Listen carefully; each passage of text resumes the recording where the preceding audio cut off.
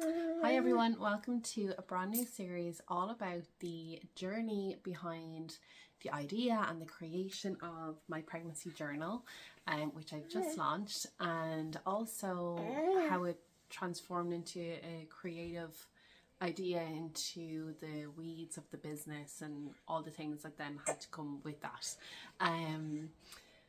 I started creating vlogs of the journey as it was happening, but it was after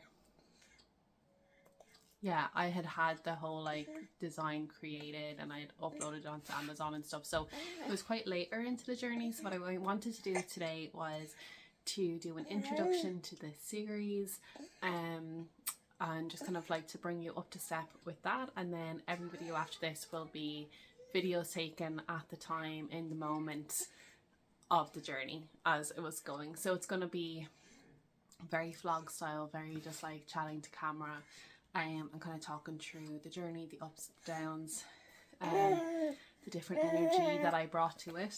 I have my little one here, so if you hear chatting away, that's why. And speaking of this little one, she is actually the inspiration behind the pregnancy journal. So for anyone who doesn't know, I have two small girls. One is 2.5 and this one is 9 months old.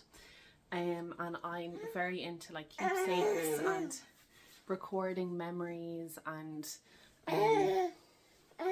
having sentimental things like pictures and stuff, but also just kind of records to pass down to my children when I have them. And it's something that's really important to me. It's not something that I necessarily had or have from when I was younger, so I wanted it to be something special for my kids. So when I was pregnant with my first baby, I was gifted a pregnancy book, which was amazing, and gifted a 1-year journal after. And then I was also gifted another book which I thought was a pregnancy book. So I filled in my first pregnancy book. It was pretty good. I didn't have any expectations or didn't know anything about different types of things that you could put in it or whatever. So I was happy enough with that. Did a 1-year journal, then got pregnant again straight after the 1 year. And I took out the other book that I had thinking it was pregnancy, but it was actually a 1-year journal. So with that, the hurry began to try find a pregnancy journal, and I thought it'd be easy enough. I thought little baby events that they have in the different shops and stuff, I was like, they're going to be everywhere. But literally everywhere I looked, I just could not find them. And so many of them that I seen advertised online, when I'd actually click into them, they'd say not available, or they would just be a lot more expensive than I expected them to be. So I just kind of really struggled to find a journal for me, which is an unnecessary stress that you don't need when you're newly pregnant.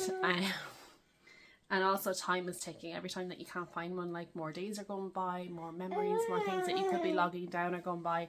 So eventually I ended up purchasing one. Now my first one that I had, my first baby, was bigger than A4. This second one was A5 size, so it was a lot smaller, half the size.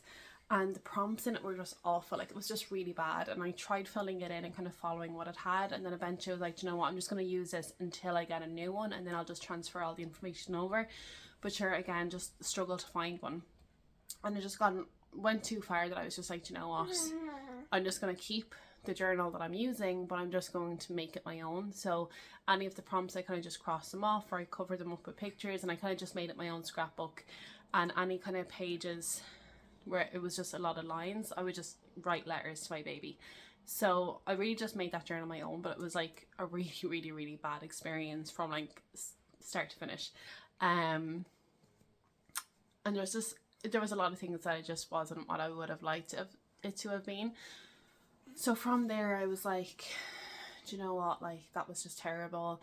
I think what I'll do is I'll just create a journal for myself for if I get pregnant again, and just design it and have absolutely everything that I would want to have in it and exactly how I would want it to be, and I'd have that for myself. And then I was well, look, if I like it, other people might like it. So I literally just started off from a bad experience and just been I know what I would want to have in a pregnancy journal and how I would want it laid out and everything. So it started from there.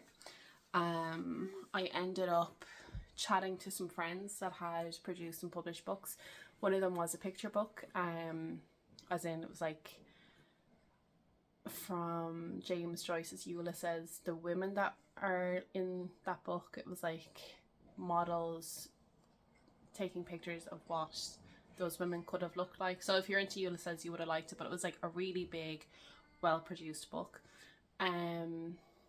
Someone else who produced like just like written word books, not novels, but kind of like autobiography style books of different people, like co-authored books. So the first guy that did it, like he sold them all independently. He got a graphic artist to like put it all together and everything. He invested a lot into it. He bought all the stock and then he had to sell the stock. The second was selling everything through Amazon, so it's like pay as you purchase basically. So completely different experiences. And I think I spoke to someone else, but I can't think right now. But I was like, okay, so I'm kind of like taking ideas from the different people that I'm speaking to. So I'm like, okay, well, definitely Amazon. And she was like, right, you need to do like a KDP account and you need to do all this. And I'm like, haven't a clue what any of that means, but like, I'll just focus on getting it designed first. And then from the other person, I was like, design, okay, graphic artist, because like I wouldn't be very like visually creative. I'm just more like written word creative or like idea creative.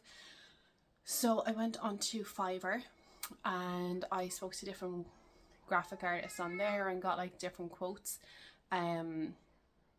for getting it designed. And I went with a girl that I think was in Pakistan, and she did it for me.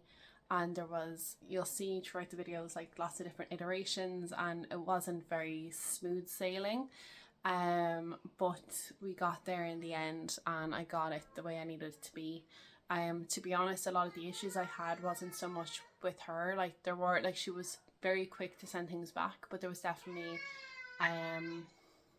language barrier things. And also I would be like, okay, like she'd send me a draft. I'm like, okay, great, like let's just do A B C D E F G, right? And then she'd be like, okay, perfect, got it. And then she would just like send me back the next draft and she'd like only have done A, and even at that she might not have done it fully.